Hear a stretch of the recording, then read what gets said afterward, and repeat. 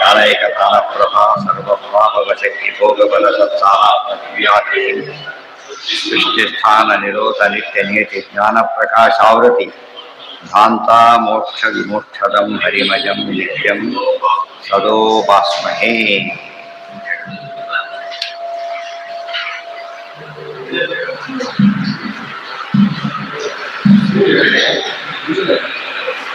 ಏನಾಗಿ ಬರ್ತೋಗ್ಬಿಟ್ಟಿದೆ. ನಡೀತಾ ಇದೆ. ನಾರದರು ಬಂದರು, ಕೇಳ್ತಾ ಇದ್ದಾರೆ, ಉಪದೇಶ ಮಾಡಬೇಕು, ಏನು ಓದಿದ್ದೀರಿ ಅಂತ ಕೇಳಿ ಆಯ್ತಿಲ್ಲ ಅದು ಕೇಳ್ತಾರೆ. ಅವಾಗ ನಾರದರಿಗೆ ಗೊತ್ತಿದ್ದಿಲ್ವಾ ಅಂತ ಪ್ರಶ್ನೆ ಬಂದ್ರೆ ಗೊತ್ತಿದೆ ಮತ್ತೆ, ಆದರೆ ಅದನ್ನೇ ಸ್ಪಷ್ಟ ಮಾಡ್ಕೋಬೇಕಾಗಿದೆ. ಅದಕ್ಕೆ ಯಾವಾಗಲೂ ಕೂಡ ಲೋಯರ್ ಲೆವೆಲ್ ಹೈಯರ್ ಲೆವೆಲ್ ಹೋಗ್ತಾ ಹೋಗ್ತಾ ಅದೇ ವಿಷಯನ ಏನಾಗ್ತಾ ಹೋಗುತ್ತೆ, ಕ್ಲಾರಿಟಿ ಬರೋಕ್ಕೆ ಶುರುವಾಗುತ್ತೆ.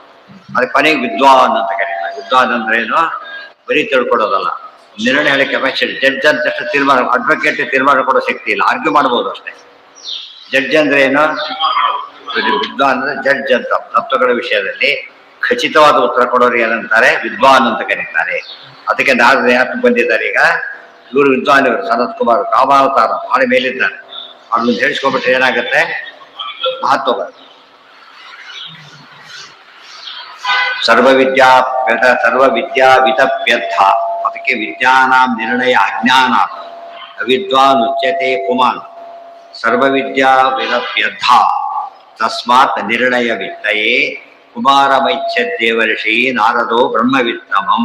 ಅದಕ್ಕೆ ನಾರದರು ಕುಮಾರ ಯಾಕೆ, ಬ್ರಹ್ಮವಿತ್ತಮಂ.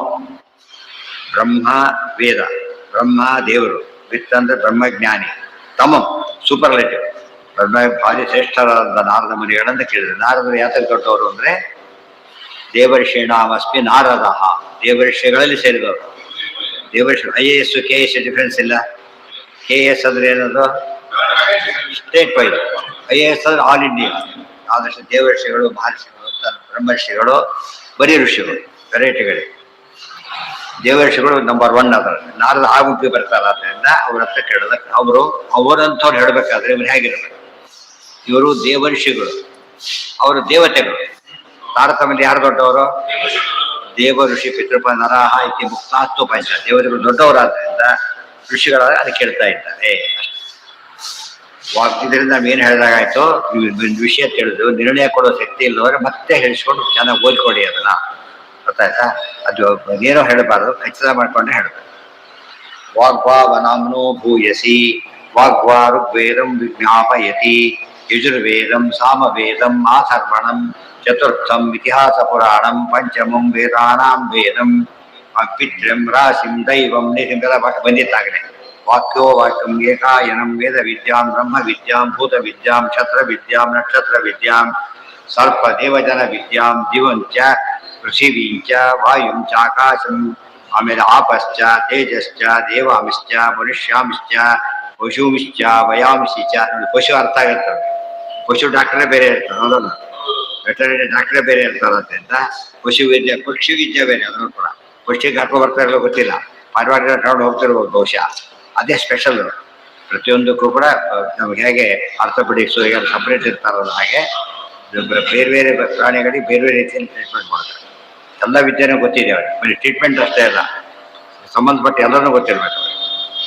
ತೃಣ ಮನಸ್ಪತಿ ಛಾ, ಆಮೇಲೆ ಕ್ಷಪದ್ಯ, ಆಮೇಲೆ ಬಂದೆ ದ್ವಾಪದಾನಿ 2 ಕೈ ಮನುಷ್ಯರ ವಿದ್ಯೆ. ಆಮೇಲೆ ಕೀಟ ಪತಂಗ ಪಿಪೀಲಿಕ, ಕೀಟಗಳು, ಪತಂಗ ಅಂದ್ರೆ ಪತಂಗಗಳು ಬರುತ್ತಲ್ಲ, ಪತಂಗ ಕೇಳಿರ್ತದೆ ಅದು ಹಾರದು.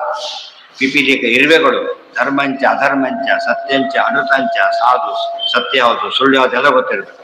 ಸಾಧುಚ ಅಸಾಧುಚ, ಹೃದಯಜ್ಞಂಚ ಅಹೃದಯಜ್ಞಂಚ. ಸರಿಯಾದ್ದು ತಪ್ಪು ಗೊತ್ತಿರಬೇಕು, ತಪ್ಪು ಗೊತ್ತಿಲ್ಲದವರು ಸರಿ ಗೊತ್ತಾಗಲ್ಲ. ವಿಧಿ ಅಷ್ಟೇ ಗೊತ್ತಿದ್ರೆ ಸಾಧು, ಏನು ಗೊತ್ತಿರಬೇಕು, ನಿಷೇಧ ಗೊತ್ತಿರಬೇಕು, ವಿಧಿಗೆ ಅರ್ಥ ಬರಲ್ಲ. ಸಾಧು ಸ ಅಸಾಧು ಹೃದಯಜ್ಞೋ ಹೃದಯಜ್ಞೋ ವಾಕ್ ಏವೈತ ಸರ್ವ ವಿಜ್ಞಾಪಯತಿ ವಾಚಂ ಉಪಾಸ್ವ ಇತಿ.